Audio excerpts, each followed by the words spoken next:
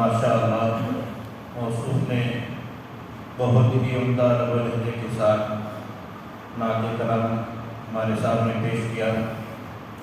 اللہ خوب برکت عطا فرمائے۔ اب میں آج کی اس اجلاس کے صدر محترم جناب قاری رستم علی صاحب سے درخواست کرتا ہوں کوئی اسٹیج پر تشریف لائے اور 5 منٹ میں مختصر وقت میں ہمیں اپنے نصیحتوں سے نوازیں۔ جناب قاری رستم علی صاحب۔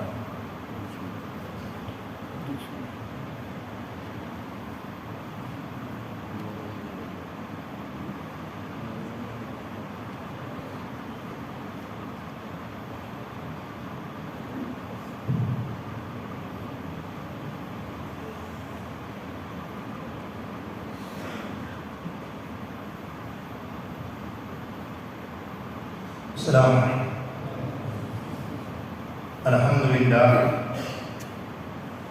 الحمدللہ کفا والسلام علی عبادہ الذین اصطفیٰ اما بعد۔ اعوذ باللہ من الشیطان الرجیم، بسم اللہ الرحمن الرحیم۔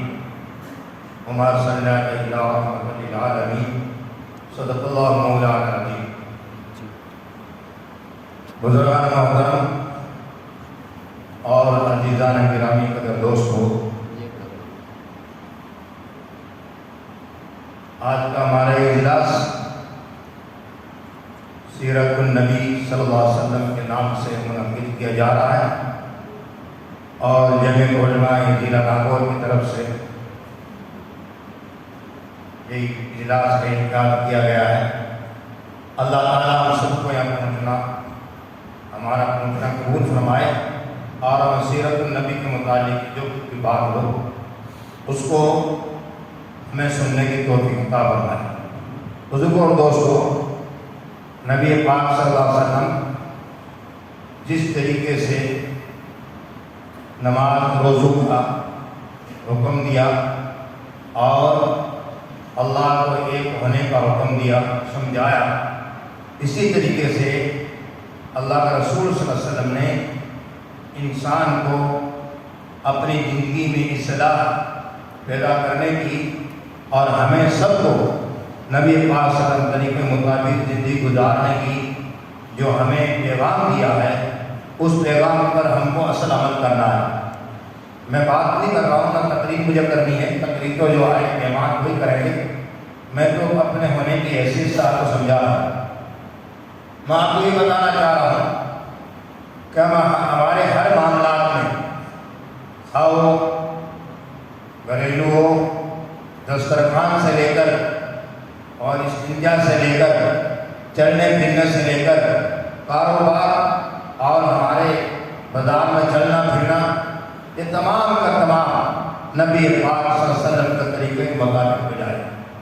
ہمارا لین دین، ہمارا بیاہ و شادی، ہمارا خوشی کا پروگرام، ہمارے جو ہے غم جو ہوتا ہے، اس میں ہر کام میں ہمیں یہ دیکھنا ہے کہ نبی پاک صلی اللہ علیہ وسلم کا طریقہ کیا تھا۔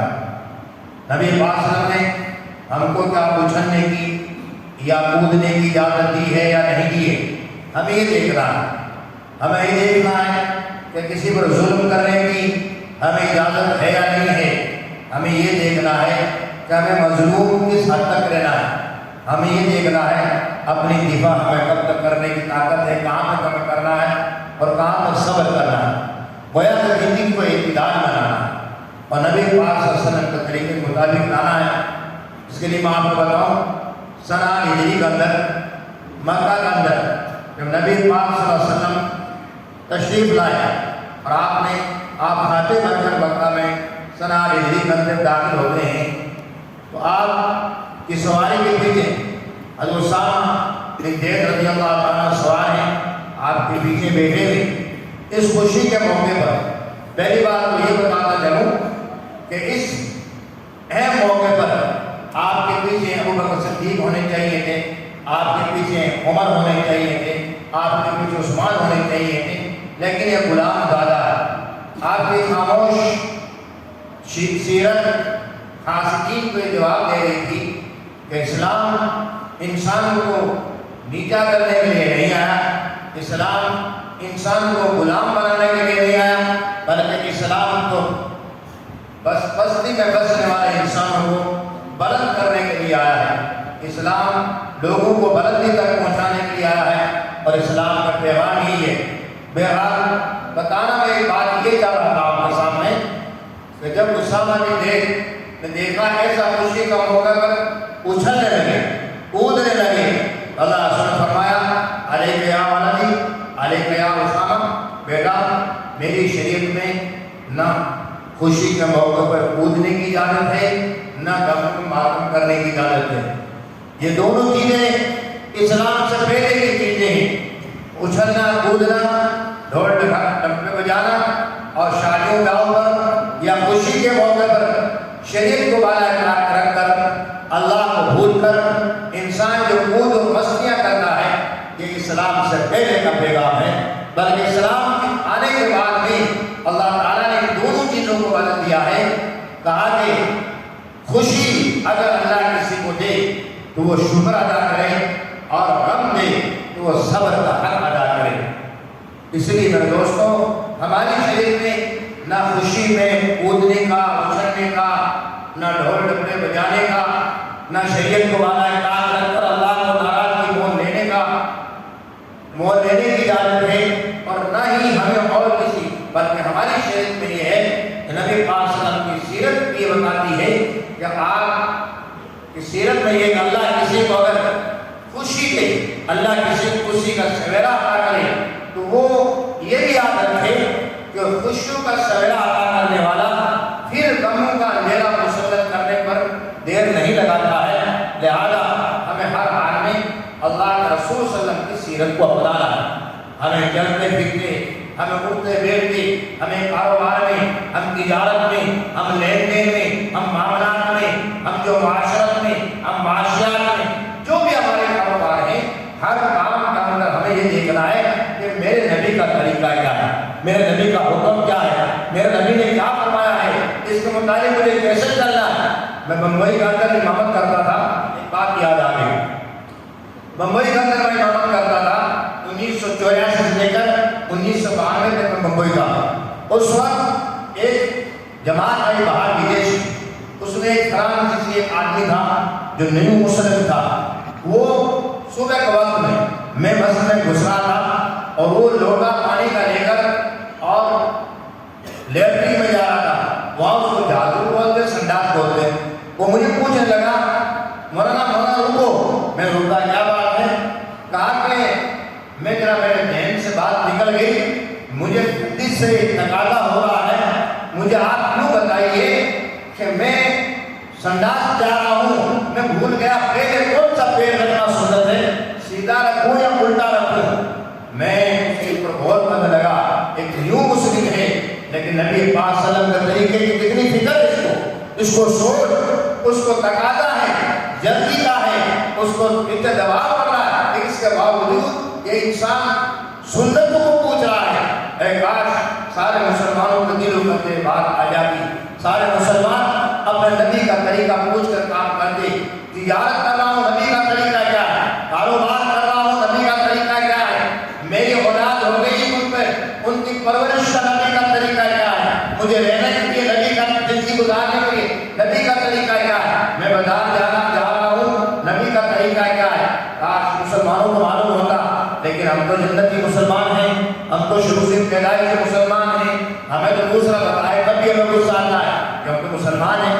تو کسی نے کہا نا کہ چودھری جی غسل میں فرض کتنے، یہ کوئی بتاوے کی بات ہے کہ غسل میں فرض ہے، یہ کوئی پوچھنے کی بات ہے کہ 4 ہیں، کہ 4 نہیں ہیں، آپ میں 8 ہوں گے، تو 8 نہیں ہیں کہ 16 ہوں گے، 16 نہیں ہیں کہ 32 ہوں گے۔ دادے نے بولتے نے کہا، جو جماعت سے جڑا ہوا بیچارہ مدرسہ مکتب میں جاتا تھا، اس نے کہا دادا جی 3 ہیں۔ بیوقوف بھی 32 میں مان نہیں ہے، 3 میں تیرے باپ مان جائیں گے۔ تو ہماری پوری یہ ہے، ہمیں پتہ ہی نہیں ہے کہ نبی کا طریقہ کیا ہے، نبی کا ڈھنگ کیا ہے، نبی نے کس طریقے کیا طریقہ سکھایا۔ اس لیے میرے دوست بزرگوں، میری تقریر نہیں ہے، میرا آپ کو فکر دلانا ہے کہ ہر کام میں ہم نبی کی سیرت کو زندہ کریں۔ ہر کام میں، ہر وقت بہت سے لوگ کہہ دیتے ہیں آج کے وقت میں صحت نہیں ہوتی، میں کیوں نبی کا طریقہ ایسا ہے، دنیا کا کتنا بھی دنیا میں انقلاب پیدا ہو جائے، نبی کا طریقے سے ہٹ کر زندگی نہیں گزار سکتے۔ نبی کا طریقہ ہر ماحول میں، ہر موقع میں، ہر وقت میں سیٹ ہوگا، بشرطے کہ آپ تلاش کریں۔ اس لیے میں بزرگوں اور دوستوں، وقت کی قلت ہے، آپ حضرات کے سامنے یہی بتانا چاہ رہا ہوں، آپ سنیں، غور فکر کریں کہ نبی کی سیرت کیا ہے۔ ہمارا شادی بیاہ، لین دین، ہمارا کاروبار، ہمارا رہن سہن، ہمارے معاملات، ہر کام میں ہم نبی کے طریقے کو آگے رکھیں۔ یہی تو سمجھایا جاتا ہے، یہی بتایا جاتا ہے، یہی لوگ مسجد میں اٹھا کر سمجھاتے ہیں۔ بھائی نبی کا طریقہ ہمارے زندگی میں آئے اور نبی کی سیرت ہماری زندگی میں آئے۔ نبی کی سیرت سننے کی نہیں ہے، سیرت کے دو پہلو ہیں، ایک محمد ابن عبداللہ ہے، ایک محمد رسول اللہ ہے۔ ہم محمد ابن عبداللہ کی سیرت کو خوب سنتے ہیں کہ اس میں ذمہ داری نہیں آتی ہے، اور محمد رسول اللہ کی سیرت کے بیان ہوتی ہے ان چلے جاتے ہیں۔ اس لیے میرے دوستو، ہمیں بے شک بیان کرنا دونوں ثواب سے خالی نہیں ہے، لیکن محمد رسول اللہ کی سیرت کو ہمیں اپنانا ہے۔ محمد صلی اللہ علیہ وسلم کے طریقے سے ہٹ کر ہمیں زندگی نہیں گزارنا ہے۔ محمد صلی اللہ علیہ وسلم کے طریقے میں سو کی سو کامیابی ہے۔ اس لیے ہمیں اپنی زندگیوں کے اندر سنت سنتے سنتے زندگی گزر گئی، اب زندگیوں میں سیرت کو لانا ہے۔ اللہ تعالیٰ مجھے بھی عمل کی توفیق عطا فرمائے، اللہ آپ کو بھی عمل کی توفیق عطا فرمائے۔ اب سب کو نبی پاک صلی اللہ علیہ وسلم کی سیرت اپنانے کی اور سیرت کے مطابق زندگی گزارنے کی توفیق عطا فرمائے۔ ہر کام میں، ہر معاملات میں نبی کی سیرت کو ہمیں اپنی زندگی میں لینے کی توفیق عطا فرمائے۔ وآخر دعوانا ان الحمد للہ رب العالمین۔